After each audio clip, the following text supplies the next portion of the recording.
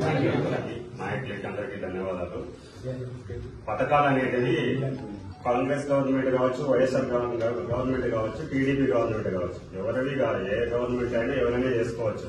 మా గవర్నమెంట్ లో మీరు హౌసింగ్ చేసుకోలేదా, హార్టికల్చర్ చేసుకోలేదా అని మాట్లాడుతున్నారు. కానీ అదే టీడీపీ గవర్నమెంట్ లో మీరెన్ని హౌసింగ్ శాంక్షన్ తీసుకోలేదు, ఎన్ని వాటర్ షెడ్ బిల్లులు తీసుకోలేదు, ఎన్ని సిరికల్చర్ తీసుకోలేదు, ఎన్ని డ్రిప్ శాంక్షన్ చేయించుకోలేదు. మీరంతా అది మీరు తెలుసుకొని మాట్లాడాల. ప్యాకేజ్ అంటారు, ప్యాకేజ్ స్టార్ట్ అంతా అక్కడే ఉన్నారు. మేమేం ప్యాకేజీలు తీసుకొని పోయినా, మేము తీసుకొని పోయినామని మీరు ఒక్కరితో నిరూపించండి.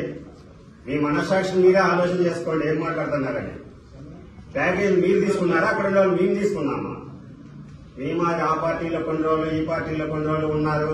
వాళ్ళు కొంతమంది మామూలు అక్కడ ఉండే వాళ్ళే అంటున్నారు.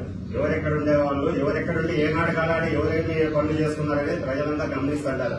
ప్రజలేం అమ్మాయికులు కాదు. మీ తప్పులు కప్పించుకునేదానికి వేరే వాళ్ళ మీద నిందలు అవుతాయండి. ఈ అవకాశం కల్పించిన పెద్దలకు ధన్యవాదాలు.